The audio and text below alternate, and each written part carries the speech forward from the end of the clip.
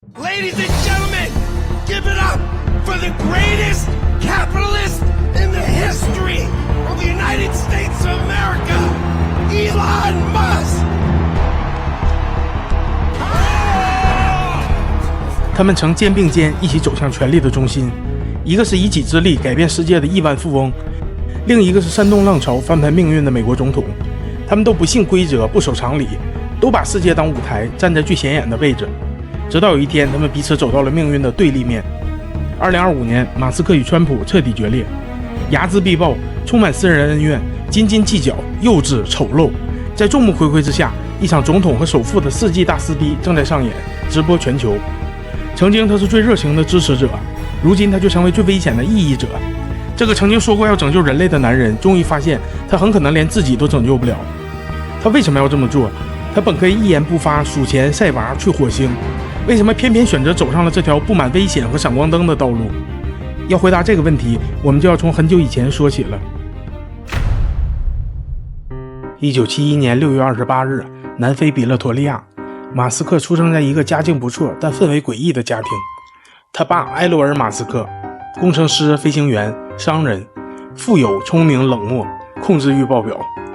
他妈梅耶·哈尔德曼是模特兼营养师，事业心爆棚，审美在线。他们是青梅竹马，在埃罗尔常年坚持不懈的追求下，梅耶忐忑地答应了他的求婚。婚后第二天，俩人就开始吵架。后悔嫁给他的梅耶很快发现自己怀孕了。马斯克是家里的大儿子，他还有一个弟弟金巴尔和一个妹妹托斯卡。从有记忆起，他很少见到父母其中任何一方，从小都孤独的自己一个人待着。家里有个管家，但也基本不管家。他在家搞炸弹、造火箭，不把家里什么东西打碎的话，就没有人会注意到他。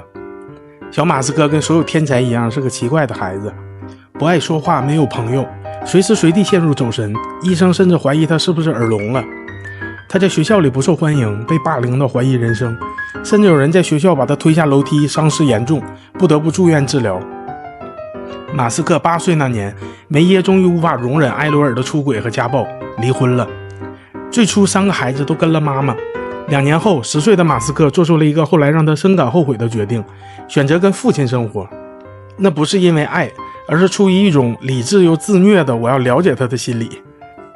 从此他活在了一个情绪操控者的屋檐下。这位父亲前1分钟还特别友善，下1分钟就会大喊大叫，说你是个废物，句句伤人，恶语连篇。马斯克后来回忆说，他是个极其可怕的人，你无法想象有多糟糕。为了逃离现实，马斯克开始疯狂读书。在读完了父亲收藏的2套百科全书之后，他迷上了科幻小说。从《基地3部曲》到《银河系漫游指南》，这本科幻加哲学混合的离谱经典让他的大脑彻底解放。除此之外，他还发现了超级英雄漫画和龙与地下城桌游，不是在书里拯救世界，就是在游戏里拯救队友。这就是马斯克早期世界观的起点。现实太烂，虚构太美，唯有科幻才是通关钥匙。还别说，他很快就要试着通关了。11岁，他靠自己攒钱买了台电脑 Commodore VIC-20， 是那种内存只有5KB 的古董。没老师没教程，他就拿着一本厚厚的编程指南硬啃下来，3天学完。13岁，他开发了一款叫 Blastar 的射击游戏，并以$500的价格卖给了一家杂志社。这就是马斯克的第一桶金，不是靠股市，不是靠比特币，而是靠1984年的像素和代码。马斯克的人生真正开始加载进度是17岁那年，他厌倦了南非的种族制度，社会动荡，也不想当兵，于是他做了个决定，润了。美国大使馆拒绝了他的护照申请，他想起了母亲那边的加拿大血统，于是他绕了个弯，先申请加拿大国籍，再用它做跳板去美国。他自己一个人打包行李订票，飞抵蒙特利尔，彻底踏上了孤身移民路。当然兜里还揣着父母给的4000刀。刚到加拿大的日子里，他在表哥的农场清理粮仓，在温哥华的木材厂清理锅炉。那段日子像一个狄更斯风格的蒸汽朋克噩梦，充斥着黑暗的管道和手提钻的轰鸣。但他自己知道，这些只是通关前的教程。后来他考进了女王大学，跟现在大部分留学生一样，他在加拿大交到了一个巴基斯坦的好朋友。他们俩探讨哲学，畅想未来，更重要的是一起沉迷游戏，文明魔兽争霸。他说过，这些游戏培养了他的战略思维，让他学会如何在复杂系统中制定长期目标。所以说玩文明有多重要，你们根本就不懂。之后他去了加拿大枫叶银行实习，他天真的给银行提出低价收购拉丁美洲债券的计划，被保守的 CEO 拒绝了。他觉得这哥们儿很蠢，拒绝了能赚几十亿美金的机会。这段经历成了他日后创办 PayPal 的伏笔。在女王大学读了2年后，他拿到了宾夕法尼亚大学的奖学金，转学到了宾大，一边学物理一边修经济。他的同学任宇翔说，他沉浸在银河系漫游指南提出的生命、宇宙以及一切这些大问题中，两耳不闻窗外事，一心只读大百科。但实际上这段时间的马斯克除了读书玩游戏，也开始参加派对。他就像一个来自外星的观察者，试图学习人类的社交行为。他疯狂地学习着，思考着，仿佛早就知道未来的世界将由代码、电动车、火箭、金融和 AI 构成，而他已经提前开始了预习。1995年，24岁的马斯克从宾大毕业，本打算到斯坦福大学读博，但他清楚地意识到一件事，就是互联网的繁荣不会等他读完研究生才开始。当时互联网刚刚开放商业用途，那年8月，浏览器初创公司网景公司上市，一天内市值飙升至29亿美元。他想赶上这波互联网浪潮，于是注册了斯坦福学籍，但同时申请了延期入学，打算先试着把自己脑中的几个想法实现，失败了再回去读书。他拉上弟弟金巴尔，杀到了加州帕洛阿图，互联网创业者的天堂。两兄弟1没背景，2没资源，3没住处，于是租了个小办公室，白天写代码，晚上睡地板。客户来了怎么办？简单，把床垫子塞桌子底下，伪装成公司的样子。他们还买了个很大的服务器机柜，把自己的 PC 塞进去，让投资人觉得他们很硬核。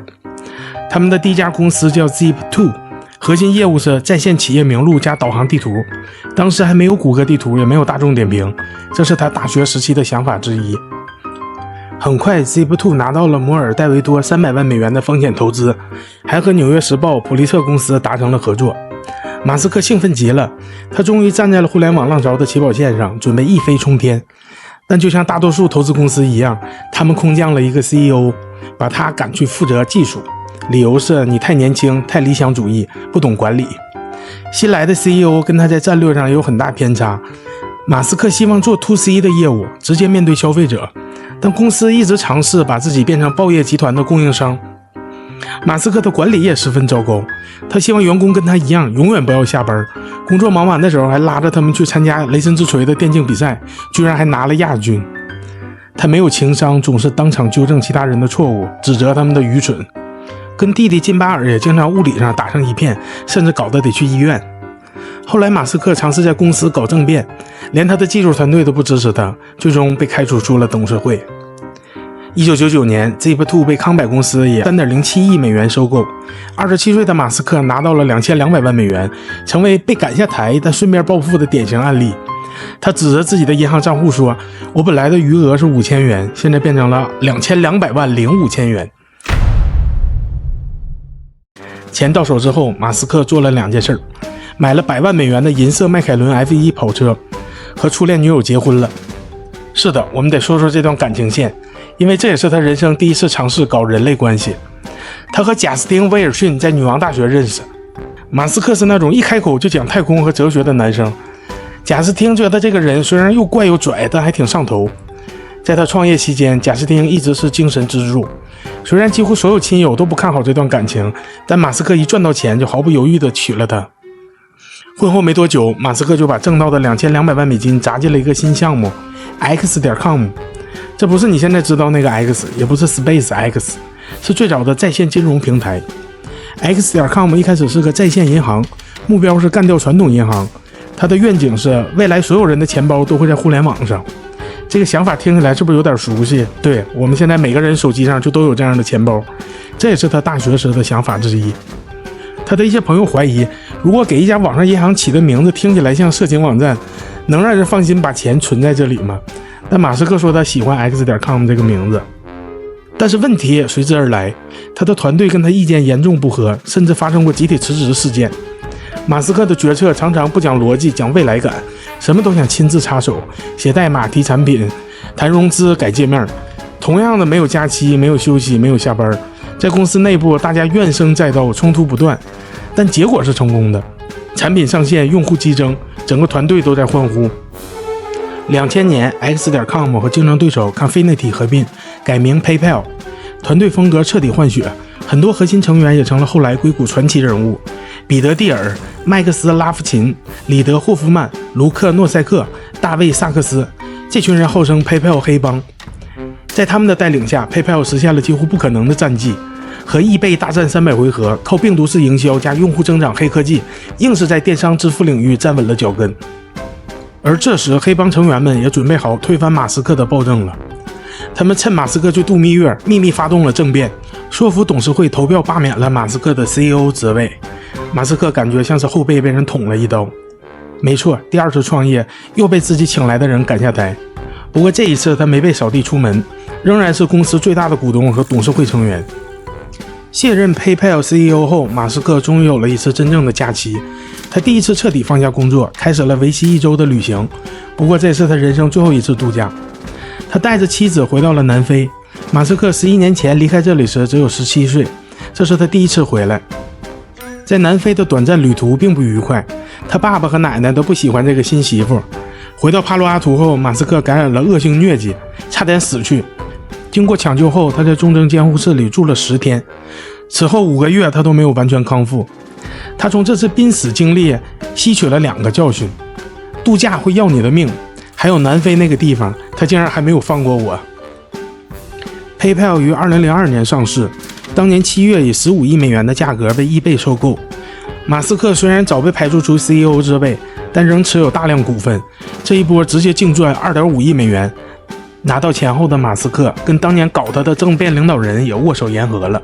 他后来回忆说，当时被他们搞下台其实是件好事，否则我还在 PayPal 苦苦挣扎，现在我脑子里已经开始想别的事了。我要殖民火星，我的人生使命是让人类建立起跨行星的文明。兄弟，你疯了吧？2002年，31岁的马斯克刚刚卖掉 PayPal， 账户里多了2.5亿美元。他本可以像个正常报复人类那样买飞机、买小岛、退休，但他偏不，他转头就把目光投向了宇宙。我要让人类成为跨行星的物种。他想看看人类现在搞到什么进度了，于是点开了 NASA 官网，准备一睹联邦宇宙计划的恢宏蓝图。结果他看到了什么？没有计划，什么都没有。自1972年阿波罗17号返航之后，美国再也没有载人登月，更别说登陆火星了。NASA 仿佛成了个卖太空纪念 T 恤的网站，连个登火星的 PPT 都没整出来，这让马斯克震惊，估计这事儿得靠自己干了。于是他加入了火星学会，没错，这不是个科幻论坛，而是真有人在认真的研究如何移民火星。会议上，马斯克遇见了大导演詹姆斯·卡梅隆，2个男人达成了共识，人类如果不殖民其他星球，就注定会失败。马斯克意识到，殖民其他星球有助于确保人类文明和意识的保留和延续，以防我们脆弱的地球家园惨遭不测。飞向其他星球会是人类这个物种发展历程中的重大进程，而技术进步并不是必然的，只有当很多人为此不懈奋斗，它才会自臻完善。他决定当一个这样的人。他的第一个计划是要建造一个小型火箭，把一个带有绿色植物的温室送到火星。说干就干，他立刻搬到洛杉矶，因为那边航空航天人才扎堆。他一边啃火箭推进原理，一边拉上几个工程师开始调研。但火箭是个烧钱的行当，他想抄个底，直接去俄罗斯买2手导弹，真洲际导弹。2002年，他带着小团队飞到莫斯科谈判，想买2枚蒂涅博运载火箭给火星计划做实验，但俄国人直接开出2100万美元一枚的天价。马斯克当时被气笑了，愤怒过后，他开始重新思考自己要做的事。他发现自己不会满足于只是发射个小火箭到火星，他还要构思一场更大胆的冒险，通过私营公司来建造火箭，用它来发射卫星，将人类送入太空轨道，最终把人类送到火星和其他地方。他通过第一性原理来推导，别人的思维方式是别人这么做，那我也这么做。马斯克的方式是我把一件事拆到最基本的物理层面，再重构一遍。他查了查火箭的原材料价格，发现就算自己买金属、碳纤维、液氧和煤油，从零开始造，也能比买别人现成的便宜 90%。就这样 ，SpaceX 太空探索技术公司诞生了，还加上了他最喜欢的字母 X。一开始这家公司就像极了理想主义者开的修车铺，没有军工背景，没有政府支持，没有航天经验，一群火箭宅天天泡在车间画图纸算轨道。马斯克自己当 CEO 和 CTO， 管理上遵循了他一贯的理念，将设计、工程和制造团队全部集中在一起。装备线上的人应该能立马逮到设计师或工程师，跟他们吐槽：你疯了吗？为什么要这么设计？他每天加班20小时，吃住都在工厂，亲自测试发动机，零部件拒绝供应商的高价，连螺丝钉他都要自己造。他们不断尝试新想法，然后随时准备炸掉做好的东西。当地的居民已经习惯了爆炸，但当地的奶牛还没适应。每当发射场地发生大爆炸，奶牛们就会围成一圈，把小牛犊护在中间。SpaceX 的第一个项目是猎鹰1号，全长21米，重27吨，主要用于把卫星送入近地轨道。但造火箭这事儿失败是基本操作。从2006年开始，他们一共经历了3次失败发射。第一次，火箭刚升空几十秒就掉到海里；第二次2级点火失败；第三次2个发动机推力不同步，还是没成功。2008年，马斯克的钱已经花光了，但他不打算放弃。他在发射失败几小时后宣布：“我永远不会放弃，我是说永远不会。” I don't ever give up. 他的钱怎么会这么快花完呢？我们先暂时回到2004年，就在 SpaceX 忙着造猎鹰1号的时候，另一个重资产高理想的项目出现了——特斯拉。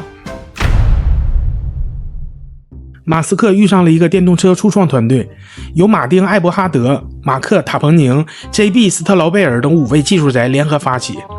他们的愿景是做一款真正能跑的电动跑车 Roadster 原型车。马斯克喜欢这个想法，于是主投$650万入股，一下成了董事长。虽然他不是公司创始人，但很快变成了最有话语权的人。马斯克亲自参与设计、修改方案、组建供应链、拉投资、策划发布会，几乎把所有的钱都投了进去。2006年 Roadster 原型车发布引起轰动，马斯克带着原型车参演了电影《钢铁侠》，施瓦辛格和乔治·克鲁尼都下了订单，支付了$10万定金。乔布斯都到处把 Roadster 的照片秀给他的朋友看。但就跟马斯克之前的公司一样，特斯拉团队内部也开始内斗。不过这次马斯克变成了资本方。2007年，马斯克夺权成功，踢掉了特斯拉真正的创始人马丁·艾伯哈德，自任 CEO。在一连串的诉讼之后，他们达成了一项和解协议。协议中，他们都同意不再诋毁对方，而且今后2人都将被称为特斯拉的共同创始人。但双方心里依旧不痛快，直到现在，马斯克依然隔几年就会发个帖子骂艾伯哈德。2008年，次贷危机蔓延全球，特斯拉量产受阻，Roadster 供应链也出现问题，导致连续跳票，资金也快用完了。此外 SpaceX 的3次发射都失败了，他基本把身边朋友能借到的钱都借了一遍，精神几近崩溃，发生的一切几乎突破了他所能承受的极限。与此同时，马斯克的私人生活也进入灾难期。他的妻子贾斯汀为他生下了6个孩子，对，你没看错，是6个。首胎男婴不幸夭折，后来一口气搞出1对双胞胎，紧接着又来一组3胞胎。就在08年马斯克最困难的时候，他们的婚姻彻底破裂。贾斯汀觉得马斯克一直把他当成员工对待，生活中马斯克也变得越来越像他父亲。在经历了车祸、抑郁和多次的婚姻咨询后，他们还是决定离婚了。与贾斯汀离婚后不久，马斯克遇到了英国女演员坦露拉·莱利。马斯克真的很喜欢她，他们认识2周后就订婚了。他们后来结了2次婚，又离了2次。马斯克可能认为婚姻像 Windows 系统一样，重启就能解决问题。彼时他的人生正同时从公司、婚姻、社会声誉3线崩盘，所有人都以为这哥们儿完了，很难想象他还能怎么办。这时一群不可思议的家伙赶来增援了。PayPal 的联合创始人们，也就是8年前将他赶下台的那群人，他们向 SpaceX 注资$2000万，让马斯克有了第4次发射火箭的资金。2008年9月28日 SpaceX 进行了第4次猎鹰1号的发射，所有人都屏住呼吸，火箭终于穿过大气层，把载荷成功送入轨道。猎鹰1号创造了历史，全美第1家民营公司把液体火箭发射入轨。成功后的 SpaceX 立刻吸引了 NASA 的注意，他们决定给这群民间火箭侠们一个机会。激烈竞标后，签下了$16亿的商业补给合同，让他们负责给国际空间站送快递。在跟 NASA 的合作中，马斯克发现 NASA 会将某些项目不经竞标就交给他的竞争对手，他很愤怒，他认为 NASA 的工作应该鼓励创新，而不是扶持某些公司，因此起诉了 NASA。 魔幻的是他还赢了。 SpaceX 最终在这场纠纷中获胜， NASA 被要求将该项目开放竞标。也就是说，马斯克不光告了甲方，还赢了甲方。赢完甲方之后，甲方还继续用他，就离谱。2009年，在赢得了 NASA 向国际空间站运送货物的合同以后，马斯克意识到他们需要打造一枚比猎鹰1号强大得多的火箭。他盯住了一个关键指标，将每磅有效载荷送入轨道的成本。这个将单位成本推力最大化的目标指引着他，使他此后一直痴迷于增加发动机的推力，减少火箭的质量，同时让火箭可以重复使用。所以 SpaceX 开启了史无前例的挑战，打造一个可重复使用的火箭。这枚下一代火箭将配备9个与之前一样的梅林发动机。就这样，猎鹰9号诞生了。这枚火箭将成为 SpaceX 此后10多年的主力火箭。它有48米高，比2台猎鹰1号摞起来还要高，推力大10倍，重量重12倍。除了新火箭，他们还需要一个太空舱，也就是在火箭顶部发射的模块，将有效载荷中的货物或宇航员送入预定轨道，与空间站对接并返回地球。马斯克与工程师们从一张白纸开始设计了一个太空舱，他将其命名为龙飞船。2010年4月，美国总统奥巴马前往卡纳维拉尔角的肯尼迪航天中心，来到了 SpaceX 租赁的40号发射台，表达了对马斯克的支持。2010年，猎鹰9号带着龙飞船成功首飞，并在后面的发射中成功完成了返回。龙飞船成为了有史以来首个由私企制造、可与国际空间站对接的航天飞船。在这之前，只有3个国家成功过：美国、俄罗斯和中国。之后，龙飞船不仅继续为国际空间站运送补给，还参与了商业载人航天计划，目前已经是送宇航员上天的主力飞船。2018年，重型猎鹰发射成功，马斯克把自己的 Roadster 跑车送进太空，发向火星。车里的音响循环播放大卫鲍伊的 Space Oddity。杂物箱里有一本银河系漫游指南，仪表盘上有一个贴纸，上面写着小说中的名言：不要惊慌。当时 SpaceX 的可复用火箭回收方式是降落在海上的浮动火箭回收平台上。他打造了一支全世界最浪漫也最离谱的舰队，离谱的是他们的名字。第一艘我依然还爱你号，第二艘叫请阅读说明书号，第三艘后来加入的是引力略有不足号。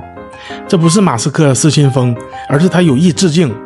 在科幻小说大师伊恩·班克斯的文明系列小说中，宇宙飞船都由超级智能 AI 控制，飞船名称都异常中二、哲学，甚至带点小情绪。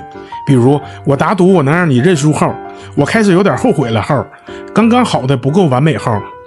马斯克是忠实书迷，他把 SpaceX 的无人船命名方式也变成了科幻段子，而火箭则像骑士一样从天而降，稳稳站上这艘我依然还爱你号的甲板上。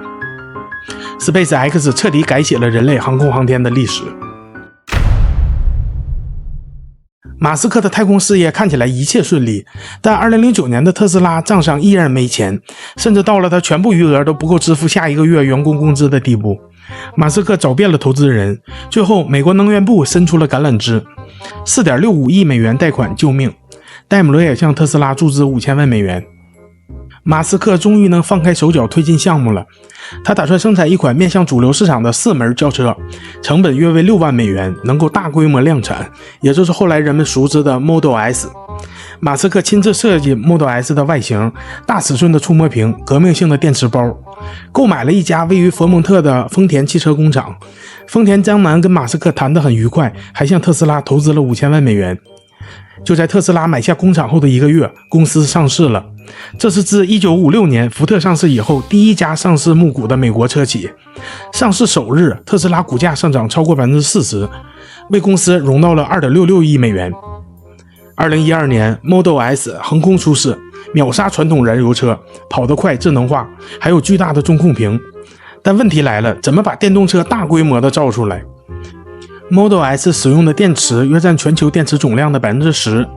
特斯拉正在计划中的新车型名为 Model X 的 SUV 和面向大众市场的轿车 Model 3会导致特斯拉的电池需求增加10倍。马斯克与电池供应商松下公司共同建立了一座内华达超级工厂，由松下生产电池单元，然后由特斯拉将其组装成电池包。马斯克兴奋地设定了一个根本不可能完成的生产目标，结果工厂出问题。这工厂不止盖得超级大，还强推自动化，机器人比人还多，结果刚一上生产线，机器人就罢工。电池模块组装也出问题，马斯克自己住进了工厂，睡在工厂的屋顶指挥焊接壁，员工累到崩溃，马斯克嚷嚷着开除生产线的负责人。同时自动驾驶系统也上线了，宣传特斯拉能无人参与的全自动开车，结果一边升级一边撞车，被媒体骂翻。Model 3被称为量产地狱，但最后他们还是从地狱中爬了出来。2017年7月 Model 3正式下线，奇迹般的实现了马斯克先前设定的那张丧心病狂的进度表。特斯拉的股价在2018年年初徘徊在历史高位，市值超过了通用汽车。尽管通用汽车在前一年卖出了1000万辆车，盈利120亿美元，而特斯拉只卖出了10万辆车，还亏损22亿美元。这些数字间的鲜明对比，再加上投资者对于马斯克每周生产5000辆车的承诺持怀疑态度，使得特斯拉股票吸引了无数的做空者。马斯克公开同这些空头较劲，特斯拉董事会给他提供了一份美国历史上最激进的薪酬方案。如果股价没有大幅上涨，他将得不到任何报酬。如果公司实现了一系列非常激进的目标，包括产量、营收和股价方面的飞跃，他则有可能得到1000亿美元甚至更多的报酬。许多专家都普遍认为这是不可能实现的。2018年7月1日，一辆黑色的 Model 3下线，挡风玻璃上挂着一条横幅，上面写着第5000辆车。马斯克向所有特斯拉员工发送了一条信息：我们成功了。同一时期，马斯克把大学时的好哥们任宇翔拉进了特斯拉，一起计划在中国建造特斯拉超级工厂。他们多次来中国谈判，最终在中国政府吸引外资和大力发展新能源汽车市场的背景下，特斯拉历史性的被批准在上海独资建厂。2018年5月10日，特斯拉上海有限公司成立，马斯克与上海市政府签署了纯电动车项目投资协议，成功拿到上海临港装备产业园一块86万平方米的土地，推进超级工厂建设。2019年10月，第一批特斯拉从中国工厂下线，在这之后不到2年的时间内，中国制造出了全球超过1半的特斯拉。2015年，就在马斯克困在特斯拉的量产地狱中时，他和第二任妻子坦露拉的第2次婚姻也走到了尽头。两人最初在2008年认识2周就订婚，结婚离婚再复婚再离婚，就算闹到离婚，俩人也是相爱的。坦露拉说，离婚主要原因是因为马斯克总是在工厂见不到他。他俩在离婚官司的法庭上当众亲吻，马斯克在法庭上还说我会永远爱你。然而没过多久，马斯克就开始和演员艾梅伯希尔德约会，没错，就是后来和强尼德普打官司那个希尔德。他们从2016年开始恋爱，恋情极其高调，一度看起来像马斯克的治愈期，但热情似火，吵架也经常发火。我们后来知道艾梅伯是个啥样的人了，马斯克当时就知道了。经历了反复吵架和好的1年，他们2017年官宣分手。马斯克说，我真的爱他，但他伤我太深。说实在的，作为一个宅，谁看了希尔德专门为马斯克搞的这个守望先锋天使的 cos， 都会说永远爱他。然而最令马斯克震惊的并不是恋爱失败，而是2018年他得知一件让他精神崩溃的家庭丑闻。他的父亲埃罗尔·马斯克和自己的继女贾娜生下了一个孩子。马斯克在采访中罕见的情绪失控，说我爸是个魔鬼，几乎你能想到的所有罪恶他都做过。从那时开始，马斯克的人生彻底爆炸成一堆迷因碎片。他突然在推特上发文，我考虑以每股420美元价格把特斯拉私有化，资金已到位。一条推文让股价暴涨又暴跌，结果美国证监会直接起诉他操纵市场。最终私有化的尝试失败了，为了避免被起诉，马斯克跟美国证监会签订了一个协议，他可以继续担任 CEO， 但要卸任董事长一职，禁止他对任何重大信息发表公开评论或推文，罚款4000万美元。这还没完，马斯克马上就卷入了泰国洞穴救援事件。当时泰国13名少年足球队员被困在水洞中，全球关注。马斯克派出工程师团队制造了一艘迷你潜艇，准备救人。但另一位参与救援的英国潜水员弗农·昂斯沃斯认为这玩意儿完全没用，是公关秀。马斯克大怒，在推特上回怼他是恋童癖。这条推文引起轩然大波，马斯克被告上法庭，面临诽谤指控。虽然最终胜诉，但这一事件严重影响了他的公众形象，被媒体称为亿万富翁失控的转折点。但这也没能阻止他未来继续乱搞，引起市场的动荡。后来他在周罗根秀上抽大麻，直播中脸红气喘，吓坏了投资者，差点被再次起诉。与此同时，他情绪低落，工作狂到极致，与员工起冲突，媒体爆料他精神崩溃，他用疯狂的项目试图让自己从地球逃离。也就是在这种状态下，他遇见了一个来自异次元的灵魂伴侣格莱姆斯。格莱姆斯本名克莱尔·布歇，加拿大实验电子女歌手。他们因一个关于人工智能的思想实验而互相关注，狂发私信。马斯克对他做了很多梗知识测试，包括《指环王》的专业历史知识，发现他真的很懂。随后他俩坠入恋爱泥潭。格莱姆斯当时给游戏《赛博朋克2077》配音，马斯克挥舞着一把古董枪出现在工作室里，坚持要求分配给他一个客串角色。格莱姆斯说，工作室的小伙伴紧张的都开始冒汗了。马斯克说，我告诉他们我有武器但不危险，他们终于同意了。说真的，我觉得比起长得像天使的艾梅伯，格莱姆斯才是马斯克真正的天使。他终于能毫无顾忌地用真实的自己面对感情生活，而不用面临大吵大闹的后果。两人生了3个孩子 X-A12、Ixa Darkside Real Mask 以及2023年曝光的 Techno Mechanics。 从这些名字都能看出来，马斯克的感情世界已经从3段婚姻、6个孩子变成了银河系家庭实验。2006年，马斯克怂恿表弟林登里夫创立 SolarCity， 自己担任董事会主席。这个项目的愿景是让每家每户都用得起太阳能。SolarCity 的商业模式是，你不用买太阳能电池板，公司免费给你装，电给我就行。1年内，它成了全美最大的住宅光伏公司之一。而他后来的命运也被马斯克写进了剧本中。2016年，特斯拉花26亿美元把这家负债累累的公司收购了过来。马斯克要把太阳能、家庭储电、电动汽车打通，形成一个能源闭环。但这波操作引发了激烈争论，很多人指责他拿上市公司资金帮自家人还债，投资者群起而攻之，特斯拉股价一度暴跌，甚至有股东对他发起了诉讼。最终他赢了官司，也保住了 SolarCity， 并将其整合进特斯拉能源。后来他推出太阳能屋顶项目，建设 Megapack 超级储能系统，并开始与电网巨头谈判，试图让特斯拉成为未来的虚拟电厂。2016年，马斯克成立了一家叫 The Boring Company 的公司，目标是解决未来城市的拥堵问题。他们提出 Loop 系统，在城市地底挖密闭通道，地下电动滑板车能以高速在城市中穿梭。目前 Loop 在拉斯维加斯落地，有几十个站点，虽然没火遍全美，但至少它活下来了。另外，他们还卖火焰喷射器、砖块、帽子、烧焦的头发味香水，靠周边销售融资上千万。这大概是人类史上最会带货的隧道公司。早在2014年，特斯拉就推出了 Autopilot 功能。马斯克号称我们的车可以完全自动驾驶，但自动驾驶没那么简单，技术路线之争是核心。马斯克坚持以视觉为主，反对激光雷达，认为那是拐杖，人眼能看懂的 AI 也应该能看懂。这让特斯拉自动驾驶陷入争议中心，系统经常误判交通锥、桥底阴影、横穿马路的月亮，甚至在高速公路突然停车。多起交通事故引发调查，媒体质疑马斯克是在用人命训练 AI， 而车上的8个摄像头也给人们带来了对隐私的担忧。与此同时，他抛出 Robotaxi 计划，未来汽车不卖给人，全由机器人出租运营。他宣布明年就会有100万辆 Robotaxi， 然后连续跳票。好消息是，就在刚刚过去的2025年6月 ，Robotaxi 终于上路测试了，特斯拉股价也跟着暴涨了一波。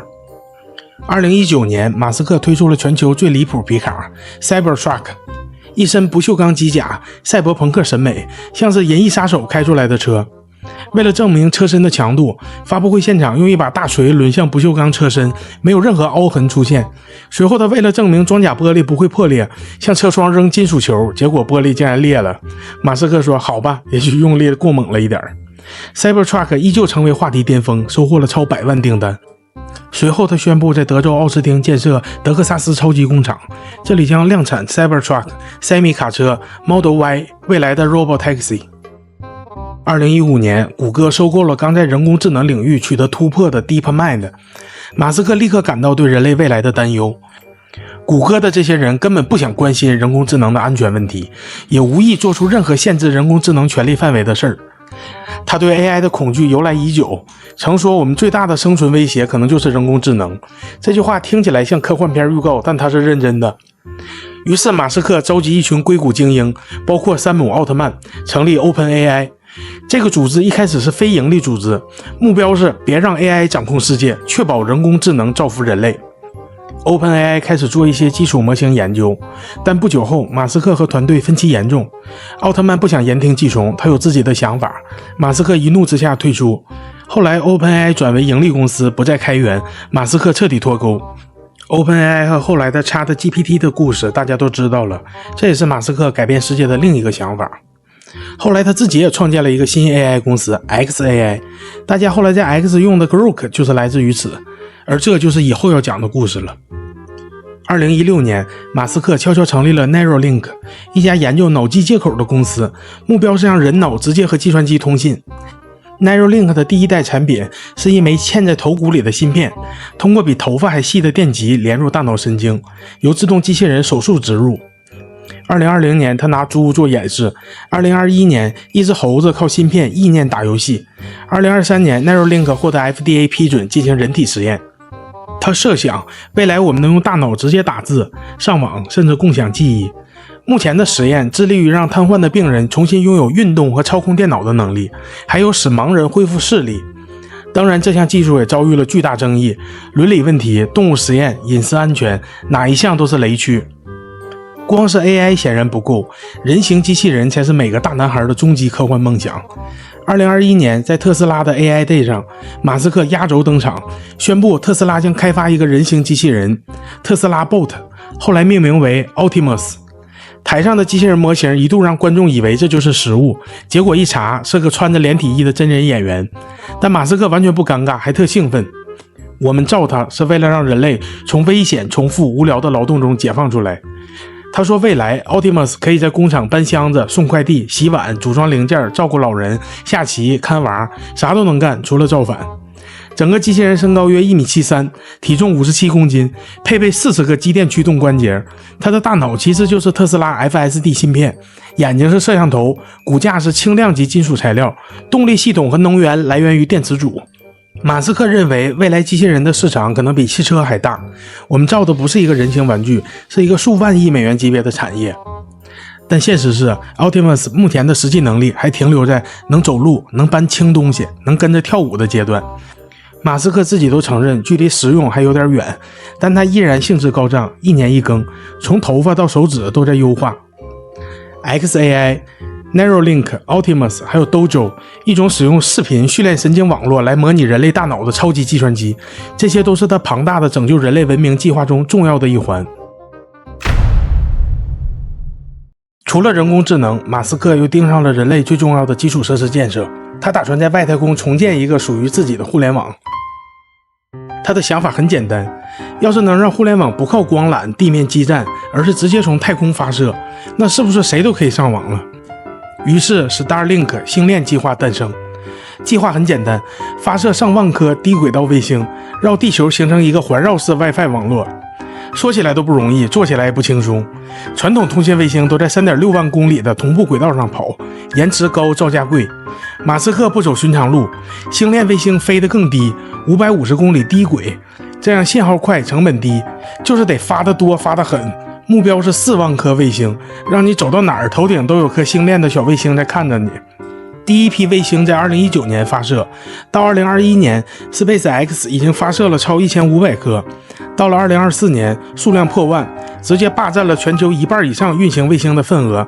NASA 欧洲航天局开始担心了，我国也表达了关切。但马斯克无所谓，他在乎的是星链赚钱，而星链确实也开始赚钱了。月费$99，全球装机超100万，用户遍布美国乡村、阿富汗山区、南极科考站，甚至还有乌克兰战场。后来他连着星链的网络发推直播打暗黑破坏神，这个看起来像富人玩具的计划成为了他最具全球战略意义的项目之一。在猎鹰9号完成了无数 NASA 和星链的任务时，马斯克感觉是时候进行下一步了。毕竟从一开始，马斯克就不是为了给地球发快递而造火箭的，他想送人上火星，搞定人类移民，而要做到这件事需要更疯狂、更强大的复用火箭，于是有了星舰计划。这个项目从2016年提出时，名字叫 ITS 行星运输系统，后来改叫 BFR 大鸡巴火箭，而到最后统一命名为 Starship 星舰。这艘不锈钢制造的太空巴士比土星5号还大，全长120米，相当于一栋40层楼高的钢铁怪兽，由2部分组成。超级重型推进器1级火箭负责把整个系统推上天，星舰本体可载人可载货，可以从地球飞火星，也可以飞月球当卫星载具，甚至马斯克说可以用来进行地球内部30分钟的环球快运。而支撑这套系统的发动机正是马斯克压上全部技术积累研制的猛禽发动机，这是人类首次大规模采用液态甲烷加液氧的火箭推进剂，比猎鹰9号用的煤油更干净，适合火星制造补给，可多次点火。马斯克在 SpaceX 德州星舰基地亲自驻扎，天天盯着测试，每次发射失败他都发推自嘲，很好又炸了，爆炸再爆炸再创新高度。2019年开始，星舰原型机 SN 系列陆续测试， SN4 炸了， SN8 直冲天在空中解体， SN10 硬着陆直接弹起来再炸。每一次失败 SpaceX 都快速复盘迭代结构，优化着陆算法。失败在 SpaceX 不是耻辱，而是教学视频。2023年4月，星舰首次全系统试飞，虽然升空成功，但几分钟后4台发动机熄火，火箭失控旋转，最后自爆解体，观众欢呼，这次炸得更壮观了。马斯克兴奋地发推，祝贺 SpaceX， 我们学到了很多。2023年11月，第2次试飞进行，成功达成分离，飞得更远，再次解体。媒体说星舰再次失败， SpaceX 说太棒了，我们获得了数据。2024年，星舰试飞终于成功完成水上软着陆 ，B-12 火箭也被捕获，并继续参与下一次试飞。直到现在，星舰还在不断的测试，偶尔空中解体，偶尔爆炸，但马斯克的信心无比坚定。NASA 在2021年将阿尔特尼斯登月计划的载人登月器项目交给了 SpaceX， 也就是说，未来美国宇航员要靠这玩意儿登月。而马斯克自己设定的目标是最迟在2030年将第一批人类送上火星。其实不止马斯克，还有2位亿万富翁也想进入太空圈。首先是理查德·布兰森，这位英国老朋克、传奇整活王、维珍集团创始人，搞出了自己的亚轨道飞船旅行社维珍银河。2021年7月11日，71岁的布兰森穿着定制宇航服，坐上自家公司飞船，飙升至约86公里的平流层边缘，在失重中翻了个跟头，发了个自拍，然后喝香槟下来了。几天后，亚马逊的杰夫·贝索斯也不甘示弱。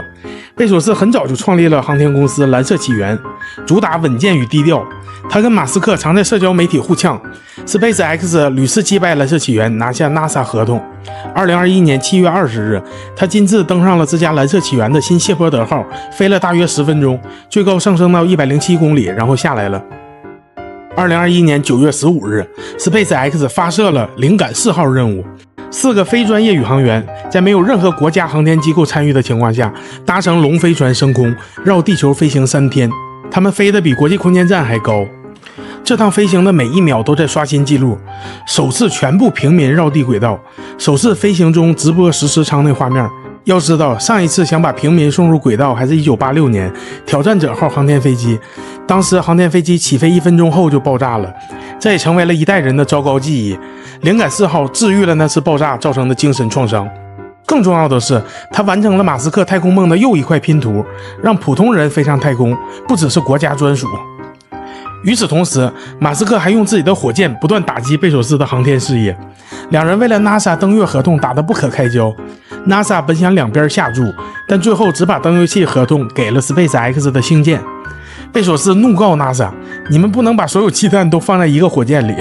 马斯克则发推狂潮：如果蓝色起源真的想上月球，先把他们的火箭送出发射台再说。而蓝色起源的火箭至今仍没搞定轨道发射。2021年1月，伊隆马斯克在醒来刷 Twitter 时，发现了一件尴尬的事，他成了世界首富。不是董事会通知，不是银行打电话，是网友艾特他：老马，你终于干翻贝索斯了。当时特斯拉盈利翻倍，股价飙升，马斯克从当年那个激进薪酬方案中获得了约560亿美元的薪酬，他的净资产增加到3040亿美元。但是因为他不拿工资，把所有的钱都留在公司进行再投资了，所以他没有获得任何资本收益，也没有交多少税。后来马斯克在推特上发起了一个投票，他想出售一些特斯拉的股票，这样会带来一些收益，他就可以为此纳税了。58%的人投了赞成票，他行使了期权，这让他缴纳了史上最大的一笔税款，110亿美元。民主党参议员伊丽莎白·沃伦2021年在推特上说：税法任人摆布，我们应该改变这种情况，这样首富就得好好纳税，不能让他占其他人的便宜。马斯克回击道：你只要把眼睛睁开2秒，就会看到我今年比史上任何一个美国人缴的税都多。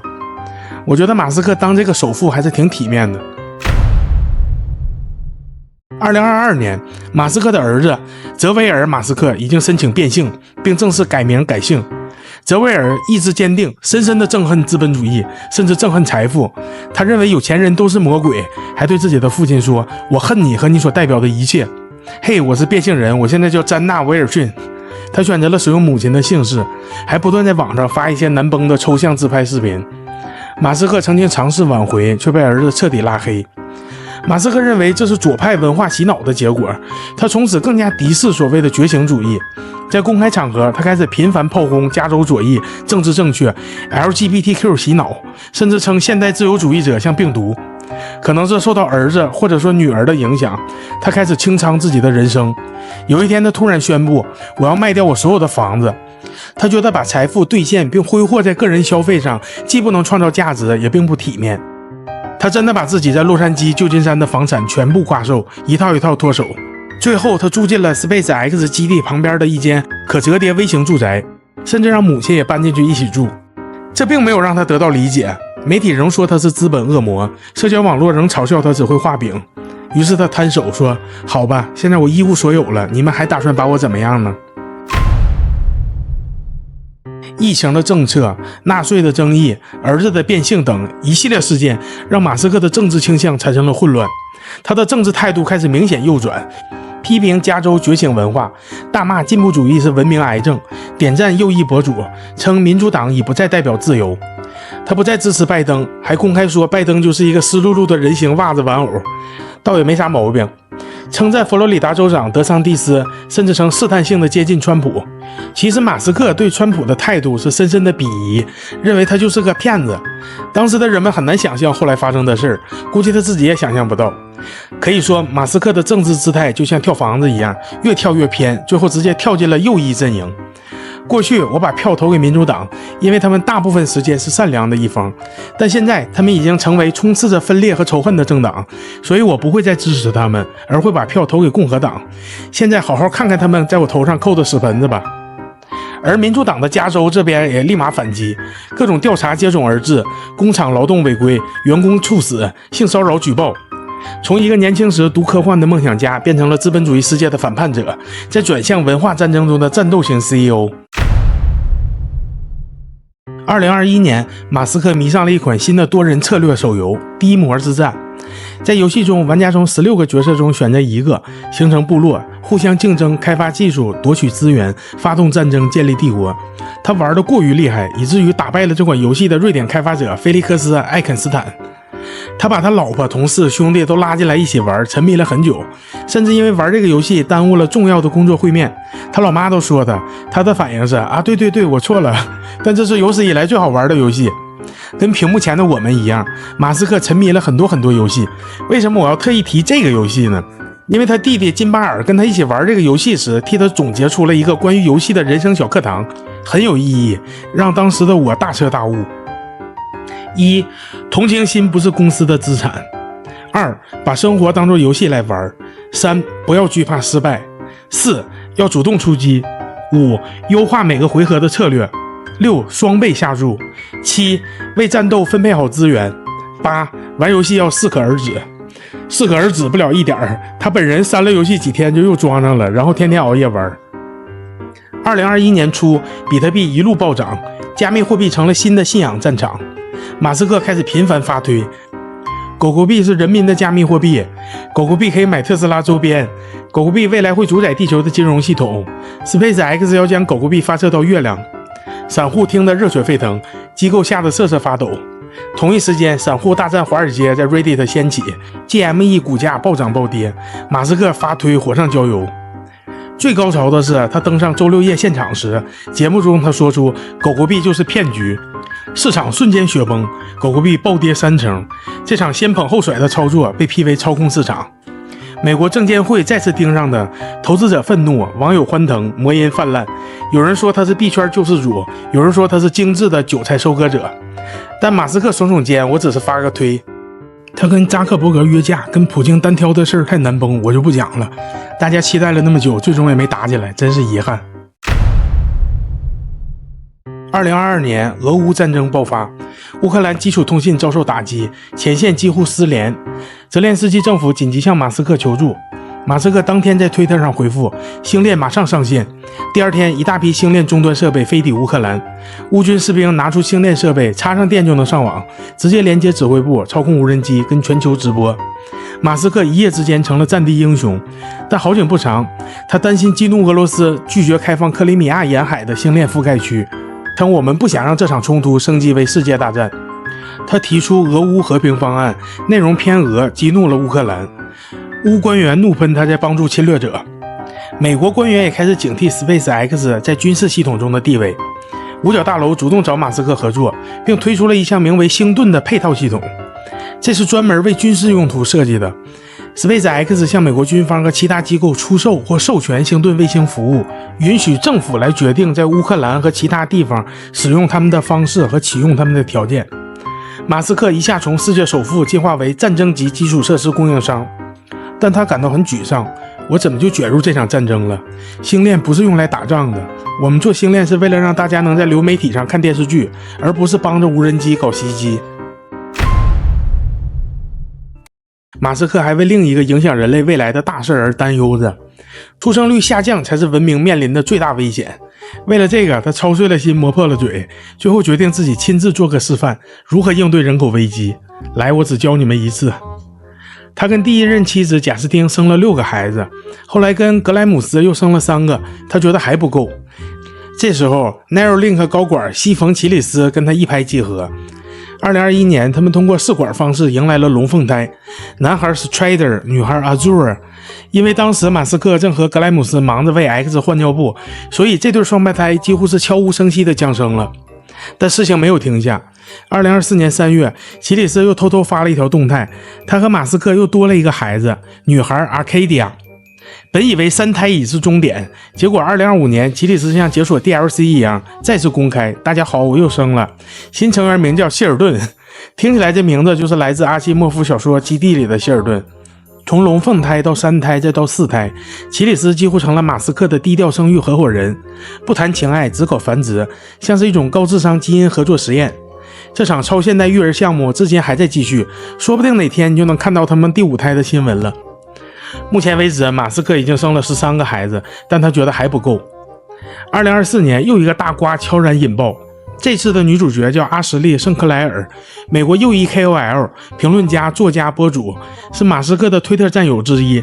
他的政治倾向比德桑蒂斯还硬，言辞比塔克·卡尔森还狠，平时爱喷左翼、反疫苗、骂 LGBTQ。后来有人曝光他重整以前的 ID 叫 Sex Laptop， 当过福利机，还发过很多难崩的推文。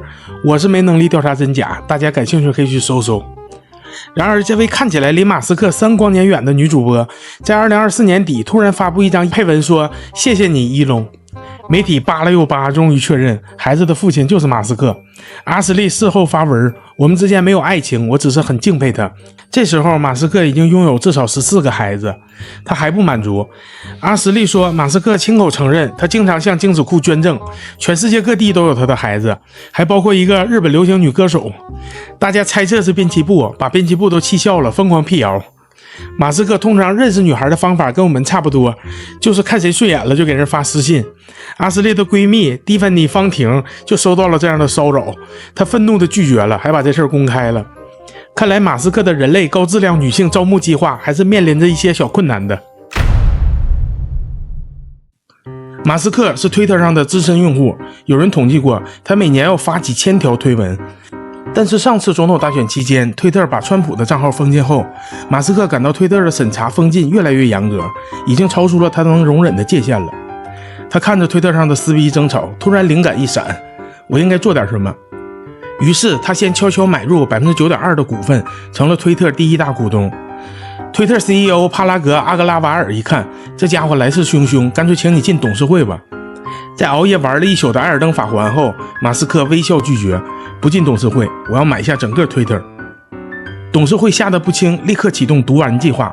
具体操作是，一旦他持股超过 15%， 其他股东就能用白菜价买入股份，稀释他的持股比例。说白了就是你来抢，我就拉别人一起稀释你。但马斯克冷笑一声，好啊，那我干脆全现金买下。董事会一听他不是开玩笑，立马换了副嘴脸。其实我们也不是不能谈。收购案就这样定了，但没过几天，马斯克反悔了。他开始在网上吐槽推特虚假用户太多，广告体验太差，这破公司根本不值这个价。推特炸锅了，直接把他告上法庭。你不买，我们就让你赔。马斯克一边嘴上骂，一边又偷偷发邮件给高层，我们还是谈谈吧。最终2022年10月，马斯克还是以440亿美元完成了收购，成为了推特之主。收购当天，他拎着一个洗手池走进总部，大喊 Let that sink in。 翻译一下， sink in 可以翻译成水槽，也有渗透的意思。他带着梗正式上线。进门第一件事，开除 CEO 阿格拉瓦尔， CFO 内德西格尔，法务主管维贾亚加德，管理层一锅端。第二件事，宣布言论自由复活节，之前被封的用户有机会回归。川普回来了，极右翼账号回来了，曾因阴谋论被封的医生、网红、大师兄全都回来了。2021年1月6日，国会暴乱后，川普因煽动暴力被推特封号，而马斯克上任第一周就搞了个民主小测试，是否恢复川普的账号。2140万人投票，结果 52% 的人说同意。马斯克一拍桌子，人民的选择我当然尊重，川普的账号复活，粉丝嗖涨回1000万。第三件事，把蓝 V 认证变成谁都可以买，只要8美元，你也能变成官方账户。立刻出现了大量冒充账号，谣言满天飞。马斯克一脸镇定，这不是混乱，这是言论自由的代价。接着他开始带着工程师审查代码，开视频会议，发邮件，最终裁掉了近80%员工。原本7500人的公司只剩下1000多人苦撑。整个推特总部变成了马斯克的游乐场，他搬床进去住，连会议室都成了卧室。当时推特的萨克拉门托数据中心每年的开销要超过1亿美金，他觉得太浪费了，为了省钱要把整个后台都搬回家。当时的负责人从各种角度给他讲了为什么这是不可能的，但马斯克根本不信。2022年圣诞节前夜，马斯克带着一群工程师杀进了推特的数据中心，开始动手拆服务器。为了赶时间，他甚至动用了特斯拉和 SpaceX 的员工，连夜吊车把一整车的服务器装车运往了波特兰。数据中心的其他工人既惊恐又赞叹地看着这一切发生。在接下来的2个月里，推特一直处于动荡状态，服务器短缺导致崩溃。马斯克摊摊手说，别慌，重启一下就好了。他甚至把推特的蓝鸟 logo 换掉，先变成了柴犬，再变成了 X。 2023年7月，他干脆宣布推特这名字太蠢了，从今天起他就叫 X 了。你没听错，马斯克花了440亿美元买下一个全球品牌，然后改了名，删了 logo， 干掉了识别度最强的元素，只为完成他的一个执念，让 X 成为一切应用，聊天、支付、视频、电商、政府平台、AI 接口、宇宙导航全包。他自己说 X 要变成像微信那样的全能型应用。在收购 Twitter 之前，马斯克就说过，我认为拥有一个包容性强、值得大家信赖的数字化公共空间很重要，否则我们怎么帮助川普在2024年当选总统？当时大家还觉得他在开玩笑，而现在经过他改造的 X 已经有能力做这样的事了。2023年初，川普正式宣布参选，吹响了2次进攻的号角。而马斯克这边风向摇摆，他最初支持佛罗里达州长德桑蒂斯，但在川普锁定共和党候选人后，马斯克立刻态度改变了。他悄悄飞到佛罗里达海湖庄园和川普见了一面。会面内容没有公开，但有工作人员爆料说两人交谈轻松，讨论了 AI 选举策略、数字平台未来，还喝了2杯无酒精啤酒。实际上这时开始他就已经决定全力支持川普了。之后俩人开始了亲密互动。马斯克组建了一个政治特工队，名字就叫美国政治行动委员会，拉上了一票硅谷亿万富翁，准备每周烧850万美元，支持川普冲击总统宝座。按照剧本，他原本打算等拜登被民主党正式提名以后再先底牌，来个背书暴击。然而政治比火箭发射还容易偏轨。2024年7月13日，那个命中注定的时刻，川普在宾夕法尼亚州巴特勒农场遭遇刺杀，一颗子弹从他的右耳朵穿过，耳朵瞬间流血，但他没有狼狈逃窜，而是回到台上挥舞拳头大喊战斗。这种勇敢的姿态震撼了很多人，当然也包括马斯克。整个选情瞬间沸腾，不到1小时，马斯克就冲上 X 平台发文力挺，无论如何我都支持川普。后面的剧情所有关注大选的人都耳熟能详了。8月，他在 X 平台搞了一场长达2个半小时的川普专访，直接封神。10月，他陪着川普重返枪击案现场的巴特勒农场，嗨翻全场。接着，他推荐 JD Vance 当副总统候选人，还在7个摇摆州搞了奇葩活动，联署支持就有机会参与抽奖，赢取价值100万美元的周边。到了11月4日选举日，马斯克给川普的累计捐款已经高达 1.19 亿美元，成功解锁选战最大金主成就。当晚，川普以巨大优势赢得了总统选举，成为了历史上第2个没有连任还开启了第2任期的总统。马斯克在川普的海湖庄园度过了选举之夜，而川普在胜选后也特别感谢了马斯克。马斯克带着儿子 X 出现在接下来所有胜利的镜头中，包括后来疑似挥舞纳粹手势的那次。接着，他如愿被川普任命为政府效率部斗指部长，一个从来不存在但名字跟狗币一模一样的机构，拥有至高无上的总统授权，几乎可以对一切政策问题发表意见。目标是精简机构，开除冗员，为国家节省万亿的支出。当然我们后来知道了，这个目标他并没有实现，因为马斯克参与的这些政治活动引发了全球对特斯拉的强烈反对，甚至到了对特斯拉打砸抢的地步。川普力挺马斯克，并当场买了一辆特斯拉，但这也没能阻止特斯拉销量和股价的下滑。之后马斯克参加内阁会议，带着儿子一起出席外交场合，睡在白宫，跟川普同乘空军1号，戴着写着川普一切都是对的棒球帽，公开发推我爱川普如同一个直男爱另一个男人一样。这对小情侣的蜜月看起来甜蜜极了。后来川普搞出那些关税啥的诡异神秘的幺蛾子，马斯克基本都保持了沉默。其实我知道他心里已经骂了1万次。5月28日，马斯克作为特别政府雇员的任期结束，他离开了政府。川普当时仍称赞马斯克是世界上有史以来最伟大的商业领袖和创新者之一。蜜月当然不会永远甜下去，川普政府推出了一个听起来无比正能量，实则暗藏杀机的法案——大而美法案。名字听着像化妆品广告，其实一点也不美好。该法案对医疗、营养、教育等多个领域的支出进行了削减，还额外增加了军事预算和边境安全的预算，将美国债务上限提高到了4万亿美元。其中最狠的一刀砍向了电动车和清洁能源产业链，拜登时代留下的大量新能源补贴都被砍光。马斯克当场怒了，他说这项规模庞大、荒唐可笑、充满浪费的国会支出法案将使美国联邦赤字增加 2.5 万亿美元。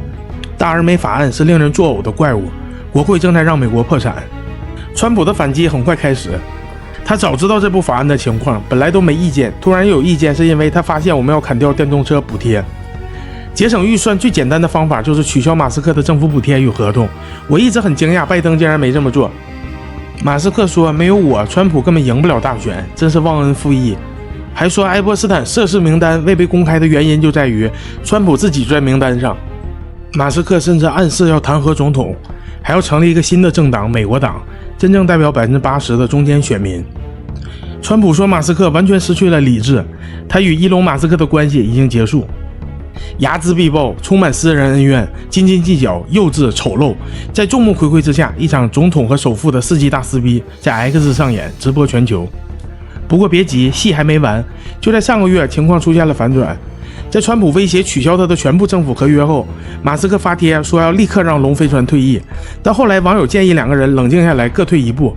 马斯克回复：很好的建议，好了，我们不会让龙飞船退役了。感觉两个人已经握手言和了，但是截至我现在写稿的7月份，他俩还在隔2天就发2条互喷的内容，我都麻了。2025年5月22日，大而美法案在众议院投票表决，215票赞成，214票反对，1票弃权，没能通过。7月1日，参议院以51票支持，50票反对通过了法案的修订版，副总统 J.D. Vance 投下了关键1票。7月3日，众议院以218票支持，214票反对，最终通过了大而美法案。7月4日，川普在美国独立日庆典上正式签署该法案。7月5日，马斯克在 X 上宣布组建美国党，只要能拿下4个参议院席位和10个众议院选区，美国党将成为美国政治力量中的关键少数。可以看到，大而美法案在参众两院的投票中选票非常接近。如果美国党成功达成目标，将成为可以主导美国政治的不可忽视的力量。7月7日，川普发了一条长文，再次表达了对马斯克的失望。他认为第三党永远不会成功，并且再次说明了马斯克反对自己的动机，就是因为法案取消了对电动车的补助，还有他没同意让马斯克推荐的贾里德·艾萨克曼担任 NASA 局长，因为他是民主党。顺便说一下，这个贾里德·艾萨克曼就是灵感4号的指挥官。在这场争执中，特斯拉股价暴跌，马斯克已经蒸发了几百亿的财富，美国股市也波动强烈。虽然俩人现在还像不共戴天一样互撕，但特朗普买的那辆红色特斯拉目前仍然停在白宫的停车场。这场闹剧可能并没有结束，不知道什么时候两人会再次失控，到时候又会出现什么惊天大瓜，我很期待。马斯克是一个人类历史上最独特的存在，很多人都能在他身上看到自己的影子。他沉迷游戏，热爱科幻，有点社交障碍，不知道该怎么处理人际关系，经常抑郁发作，双向情感障碍，有时对待感情茫然无措。但关于他的事业工作，他就像一个亚空间中来的怪物一样，充满激情，永不疲劳，做的都是前无古人的事儿，还都做成了。他的每一个成功节点都够其他人模仿一生。他搞 PayPal 时的故事就跟马云的故事差不多，做特斯拉的故事现在雷军正在复现。别人都是看好了我只演示一遍，他直接演示一遍又一遍，使我的节目做了一期又一期。我本想着4期完结，根本讲不完，数都数不清他到底干了多少事儿。如果要给马斯克做一个总结，我想说他并不是一个创造者、投资人、工程师、亿万富翁，他一生从来都没有过任何为了财富的投资行为，他只是在实现小时候在读科幻小说时脑子里出现的想法，而恰巧那时候的世界正需要他想出来的东西。一个接一个的成功也没有改变他的初衷。在通往宇宙尽头场馆的路上，他驾驶着无限非概率引擎驱动的黄金之心，一定能搞清楚生命、宇宙以及一切的答案为什么是42吧。